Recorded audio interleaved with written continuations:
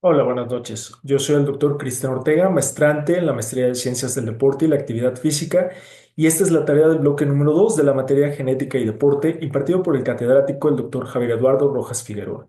Vamos a comenzar con la presentación del día de hoy.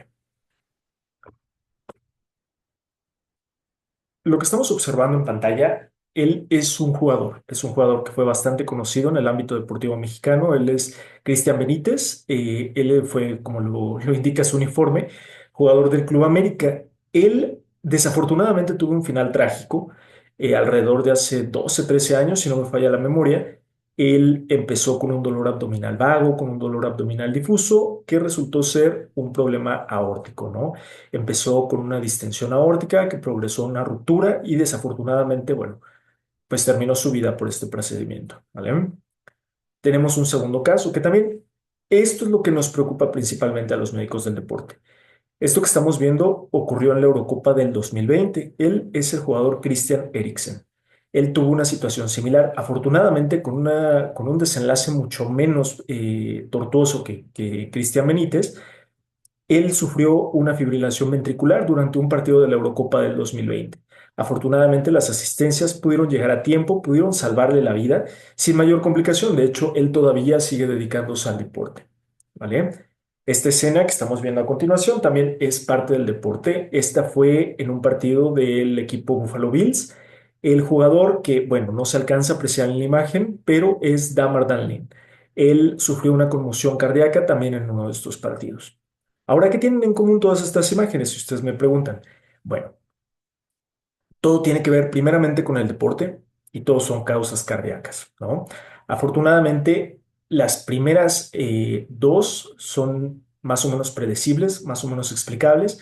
La tercera, desafortunadamente, como todo en el deporte, fue una situación imponderable que tuvo que ver con una conmoción cardíaca sufrida por un tacleo, obviamente directamente al área del pecho, que lo hizo fibrilar, al igual que Christian Eriksen, pero él también, bueno, afortunadamente salvó su vida. Ahora, vamos a ver esta imagen que está en esta diapositiva. Vemos que el mapa de arriba es un mapa mundial, ¿no? Obviamente. El mapa de arriba nos indica la fatalidad o la tasa de fatalidades que hay en términos de condiciones, de cualquier condición en niños, ¿no? Es mortalidad infantil. La diapositiva de abajo vemos otro tipo de gráfica muy diferente, que esta es la proporción de muertes infantiles determinadas por condiciones cardíacas. Como lo vemos México, bueno, desafortunadamente todavía tenemos una prevalencia bastante alta en mortalidad infantil y en mortalidad infantil asociada a condiciones cardíacas. Sin embargo, bueno, afortunadamente vemos que un poquito se desplaza y que si bien la gráfica de abajo es un poquito más escandalosa en términos de la coloración, etcétera, nosotros vamos a descubrir que esto es principalmente porque se hacen pruebas genéticas precisamente. O sea, asociamos mortalidad infantil, pero la asociamos a una causa en específica. Lo que nos trae a la presentación del día de hoy es precisamente este artículo, que nos habla de la indicación y la utilidad de las pruebas cardíacas genéticas, sobre todo en una población de atleta, ¿vale? Digamos, si lo queremos ver de un modo muy general, los atletas son personas saludables, son personas que no deberían de morir por causas predecibles. Entonces, precisamente, esta es una de las modalidades principales de la cardiología deportiva, que realmente tenemos que predecir esas muertes y con mucha anticipación, o sea, de hecho, hasta evitarlas, ¿no? Es una cosa bastante prevenible. Ahora, uno de los algoritmos que nos presenta el artículo principalmente es cómo vamos a determinar estas pruebas genéticas, ¿no? Tenemos en la parte de hasta arriba digamos, como una zona que es un desconocimiento médico o un desconocimiento terapéutico, que son las zonas grises, ¿no? Nosotros principalmente vamos a tener a nuestro atleta que preguntarle o que incidir en manera de historia clínica deportiva acerca de sus propensiones genéticas. ¿Qué quiere decir? Si alguien de su familia ha tenido una mortalidad previa, ha tenido algún positivo bajo algún síndrome, algún síntoma que lo podamos relacionar con una índole cardíaca, pues bueno, precisamente este es ahí donde debemos de incidir y aconsejar una prueba genética para cualquiera de los marcadores que más adelante vamos a estar hablando, ¿no? Obviamente tenemos tres vertientes. Lo que son las vertientes negativas en este caso de las pruebas, que bueno, ya el paciente queda descartado totalmente de que no sea un fenotipo o que no sea una mutación específica de algún gen que nos indique que este paciente podría tener problemas a largo plazo, ¿no? Tenemos también otra parte dentro de las comprendidas áreas grises que también son positivas, digamos, que el paciente pueda ser positivo a algún fenotipo, pero que no sea patológica, o sea, que quiere decir que no desarrolle la enfermedad, pero que sea portador. Y la tercera, que ya es la positividad y la patología, que ya se incide con un tratamiento médico. Ahora, la cardiología del deporte la vamos a enfocar en varios aspectos, principalmente en dos, el diagnóstico y la prevención. Eso es principal. Posteriormente, la estadificación, la terapéutica de lo que vayamos a emplear con este paciente, evaluaciones del rendimiento, evaluaciones de las patologías cardíacas en caso de presentar. Recordamos que no nada más son genéticas, también pueden ser adquiridas o pueden ser de algún otro tipo, ¿vale? Y la determinación de condiciones genéticas cardíacas, que es el tipo de tema que nos vamos a enfocar el día de hoy, ¿vale? Esta gráfica también tiene relevancia dentro del artículo, que son las posibilidades de desarrollar una patología, ya sea inherente a condiciones específicas cardíacas inherentes al nacimiento y otras que son más relacionadas con precisamente lo que hace el atleta. Recordemos que la morfología del corazón del atleta también va a variar mucho en términos de las posibilidades.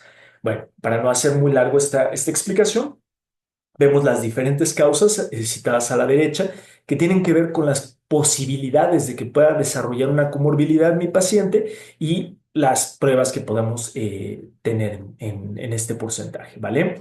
Afortunadamente vemos que algunas son más raras que otras, algunas son muy escasas. Por ejemplo, estamos viendo el síndrome de Brugada, ¿no? Por ejemplo, que es un caso por cada 2.000 pobladores. Sin embargo, hay otras que son mucho más frecuentes y que también podemos asociar a condiciones genéticas. En este caso, podemos ver la cardiomiopatía hipertrófica dilatada, que es una de las principales causas por la que la persona puede morir en causas asociadas al corazón, pero obviamente muy posterior en la vida, ¿no? Pero también presentan un riesgo para el atleta. Entonces, bueno, en esta gráfica pues estamos viendo también el impacto que vamos a tener acerca del porcentaje de estimación genética que podemos determinar con este tipo de pruebas. En este caso podemos ver que hay unas muy sensibles como el síndrome de Cute largo que pueden pasar hasta el 70% de diagnóstico con medio de estas pruebas, ¿no? Y son, como lo vamos a ver en las etapas posteriores, de mucha utilidad, no solamente para el diagnóstico, sino para el tratamiento y la modificación de los parámetros que nosotros, como profesionales de la salud, vamos a incrementar o decrementar en términos de la prescripción de la actividad física, ¿vale? Entonces, bueno, vamos a hablar un poco de las condiciones cardíacas heredadas. Estas principalmente son autosómicas dominantes. ¿Qué quiere decir? Que tienen que tener los dos genes expresados en ambas líneas paternas y que uno de ellos va a tener la dominancia del otro y que esto va a determinar las patologías de la persona. Como podemos ver, esto es un auténtico volado, ¿no? Tenemos 50% de transmisión a generaciones posteriores. ¿Qué quiere decir? Que yo puedo ser una persona portadora de la enfermedad y mis hijos salir sanos, o incluso yo llegarme a casar o a tener hijos con alguna mujer que también comparta el mismo gen o el mismo haplotipo del que yo padezco, y obviamente esto, bueno, se va a expresar en un riesgo de transmisión de mis condiciones cardíacas genéticas a una generación posterior. Y estas se expresan de las dos formas, patogénicas y no patogénicas, que más adelante vamos a hablar de ellas, ¿vale? Y lo más importante, lo que nos trae a este tema precisamente en términos de deporte, que son condicionantes para la adherencia y la continuidad en el deporte. Ajá. Primero que nada, se hace una historia familiar patológica, screenings genéticos, vigilancia orgánica macroscópica en caso de que veamos alguna patología asociada. Obviamente, si es un deportista profesional, vamos a ver cambios en la arquitectura cardíaca, pero esto vamos a vigilarlo macroscópicamente para no ver indicios de miocardiopatías dilatadas, fibrosis del septo, cualquier cosa que nos podamos imaginar que pueda determinar una patología cardíaca de origen orgánica macroscópica. Y esto se basa en una autopsia molecular. ¿Qué quiere decir? Que vamos a determinar si alguno de los posibles índices que hayamos detectado en la historia clínica va a tener ese tipo de incidencia sobre la enfermedad, ¿vale? Presencias de datos patológicos, más adelante los vamos a abordar con un poco más de necesidad. Y, bueno, obviamente el abordaje genético que vamos a ver. Aquí, el American College of Medical Genetics y la Asociación de Patología Molecular va a tener 6 causas, o más bien dicho, 6 estadificaciones de la enfermedad. de la más grave que va de patogenia, o sea, que la presento y puede determinar una condicionante patológica, hasta la clase 1 que es completamente benigno, y hay otra clase que también es como un intermedio entre todas, que es las clases inciertas, que puede determinar falsos positivos o falsos negativos en términos de patología o presencia de alguna enfermedad genética, y estas, bueno, desafortunadamente todavía tienen una muy alta prevalencia. Se estima que alrededor del 30% de todos los screenings genéticos va a tener este tipo de desenlace, que van a ser condiciones inciertas, ¿vale? Ahora, ¿cómo vamos a hacer el screening genético en el deporte? Primeramente, vamos a hacer la identificación del paciente, empezando desde la herramienta más básica dentro de la medicina, que es la historia clínica. Identificamos los factores de riesgo, evaluamos este tipo de factores de riesgo y decidimos el manejo, sobre todo después de haber terminado con esta batería de screening genético, ¿vale? Si tenemos una de las principales causas, que es la muerte súbita cardíaca asociada al ejercicio, sobre todo en personas menos de 35 años, es una de nuestras principales causas de mortalidad.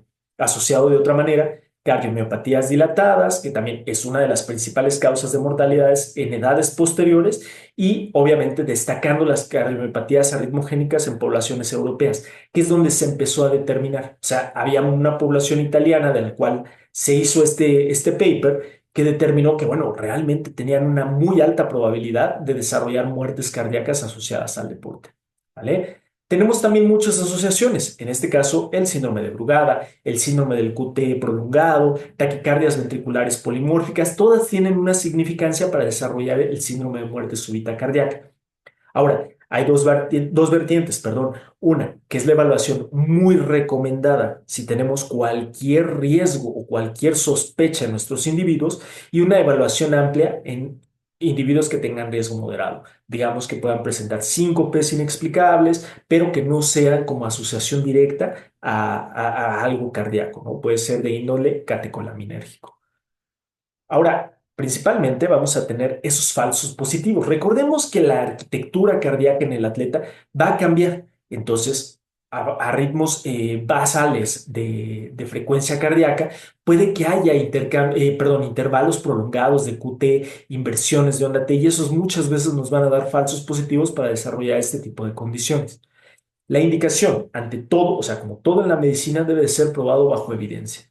Si tenemos un dato clínico, alguna preocupación, entonces procedemos, ¿no? a desarrollar los test genéticos, que deben de ser basados preprobabilidad y fenotipos de la familia, ¿no? Y obviamente en caso de una insuficiencia cardíaca vamos a tener una estratificación de riesgo y una prescripción de actividad acorde a la patología y a la persona. ¿Mm? El algoritmo de prescripción, iniciando con historia clínica, vamos a hacer una consejería previa y posterior al análisis genético y una referencia intermedia con el especialista, ya sea en genética o en cardiología, que como todo en la medicina o todo en las ciencias de la salud, debe de ser un abordaje bastante amplio en términos de involucrar a varios profesionales de la salud. Y posteriormente, sea cual sea el resultado, darle un seguimiento clínico. Sin embargo, esto nos va a determinar una serie de aspectos genéticos, perdón, de aspectos éticos en la genética. ¿Qué quiere decir esto? En México, desafortunadamente, no tenemos un marco rígido, ético y legal para la aprobación de las pruebas genéticas, ¿no? Esto nos va a dar causas en términos de que si la persona va a buscar una eugenesia, de que si la persona va a desencadenar algún tipo de predisposición a cuidarse demasiado, a no participar en actividades deportivas, a incluso pensarse enfermo toda la vida a pesar de que su condición pues sea o no patológica, ¿no? Y esto tiene que ver mucho con la adherencia al deporte, o sea, que si ya es deportista, ¿qué tanto le puede afectar un diagnóstico de este tipo? Si hay cambios al estilo de vida y las implicaciones mentales que esto pueda tener, ¿no? También un problema aparte son las consideraciones especiales en la planificación familiar, la implicación de diferentes categorías con el diagnóstico en pediátricos, porque hay muchas veces que los papás o las personas encargadas de los niños van a pensar que él, no sé, está frágil y no puede participar en ninguna otra actividad o en ninguna otra cosa. Y obviamente es tan malo el hacer actividad física sin una prescripción como el no hacer ninguna actividad física, ¿no? También vamos a tener el impacto diagnóstico que esto pueda tener, ya sea clínico, del estilo de vida, de adhesión al deporte, son muchos aspectos éticos, ¿vale? Vamos a hablar entonces un poquito de muerte súbita cardíaca asociada al deporte. Esta es la muerte dentro de las primeras 24 horas posterior al ejercicio físico sin necesidad de que haya factores adecuados, ¿no? O sea, que no puede decir saliendo del partido lo atropelló un camión porque eso, bueno, ya no es parte del diagnóstico. Manifestaciones primarias. Lo primero que vamos a sospechar, síncope o presíncope. Y este es de multicausalidad. Va a ser índole cardíaca, que sea estructural, no estructural. Más adelante vamos a abordar estos casos. E índole extrínseca, de los cuales vamos a hablar primero de las anomalías estructurales, que literalmente es cualquier hallazgo macroscópico o incluso de índole celular, que vamos a tener, por ejemplo, cardiomiopatía hipertrófica obstructiva, cardiomiopatías dilatadas, anomalías de arterias coronarias, hipertrofia ventricular izquierda, enfermedad aterosclerótica coronaria, displasia ritmogénica del ventrículo derecho, artropatías, estenosis aórticas, prolapso de la válvula mitral, son muchos factores, ¿vale? Las no estructurales, tenemos, por ejemplo, el síndrome de Wolff-Parkinson-White, síndrome de QT largo congénito o adquirido, el síndrome de Brugada, bloqueos auriculoventriculares, taquicardia catecolaminérgica polimórfica ventricular, síndrome de QT corto, síndrome de repolarización temprana, fibrilación ventricular idiopática, entre muchos otros. Y los factores extrínsecos, que también son parte de la vinculación con el deporte. El uso de estimulantes, el uso de hormonas anabólicas, la conmoción cardíaca, como ya se había citado anteriormente, la ruptura aórtica y la miocarditis, entre otros factores. Hablando del síndrome de Brugada, tenemos que esto es una canalopatía. ¿Qué quiere decir? Es una alteración a nivel celular en los canales iónicos transmembrana, que estos son responsables del potencial de acción del miocito. ¿Qué quiere decir? Al afectar el canal de sodio, esto principalmente es de origen genético, va a causar un tipo de arritmias ventriculares. ¿Qué quiere decir? Que el nodo sinoauricular va a tener una corriente de reentrada y lo cual va a causar una fibrilación, ¿vale?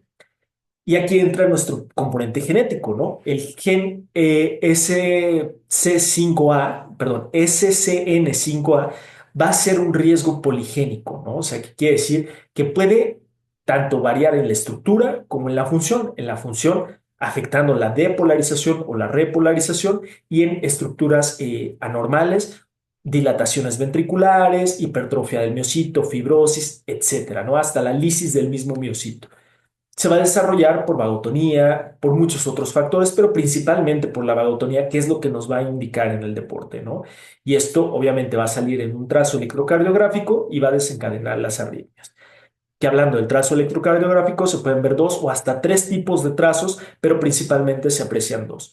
En el tipo uno es una elevación del segmento ST de más de 2 milímetros y una onda T muy invertida. Y en el tipo 2, que es una de las más frecuentes, que es una elevación del segmento ST de más de 2 milímetros y una forma en silla de montar, que es precisamente lo que estamos viendo en esta imagen, que es como una especie de bifurcación en el segmento ST, T, y obviamente va a aparecer como una silla de montar, ¿no? Y es lo que se ve en el síndrome de Brugada y esto va a causar fibrilación.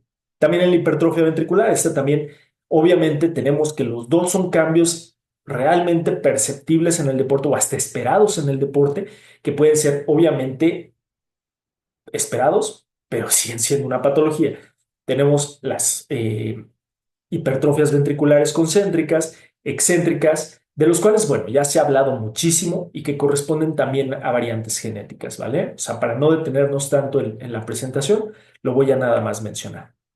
La inversión de la onda T, que esta va a ser negativa, menor a 5 milímetros, negativa en las derivaciones 1, 2, B3, B4 y B5, que uno de nuestros principales cambios electrocardiográficos es por la isquemia. Obviamente hay muchos otros factores asociados, pero como estamos hablando del deporte, pues puede ser obviamente la hipertrofia ventricular derecha o izquierda y la isquemia, ¿no? Que es una de las principales causas que nos va a dar.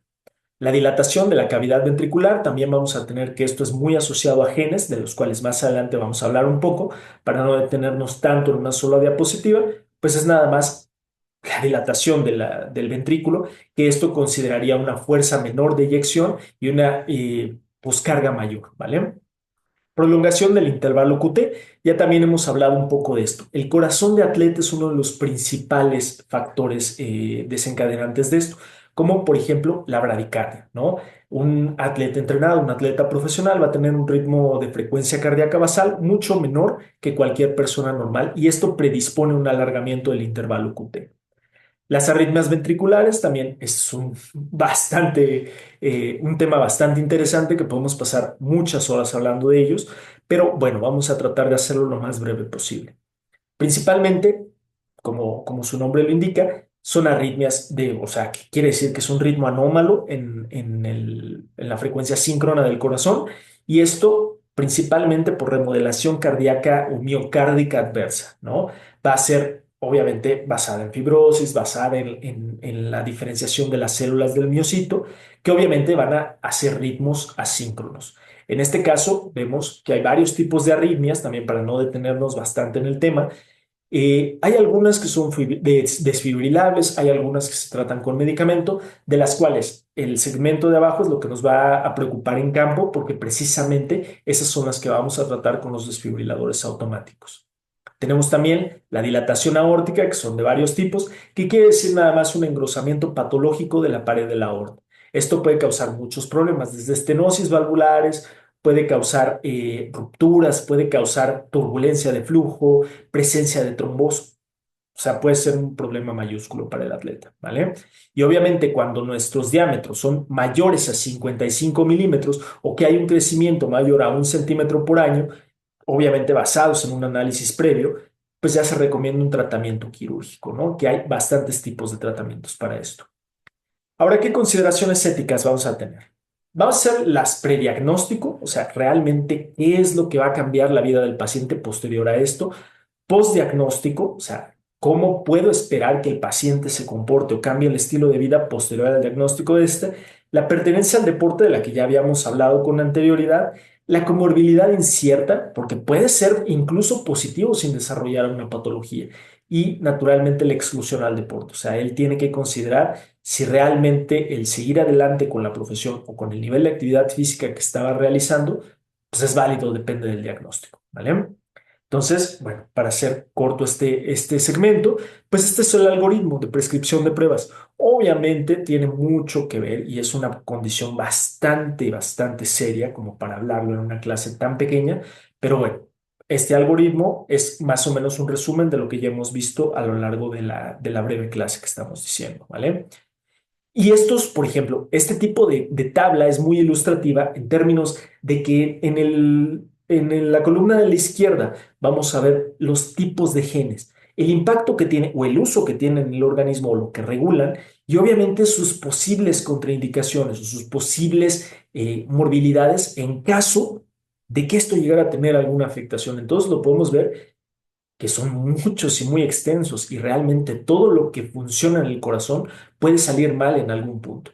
Entonces, esta es la importancia, y esta es una tabla muy ilustrativa acerca de la importancia de realizar los screenings genéticos, ¿no?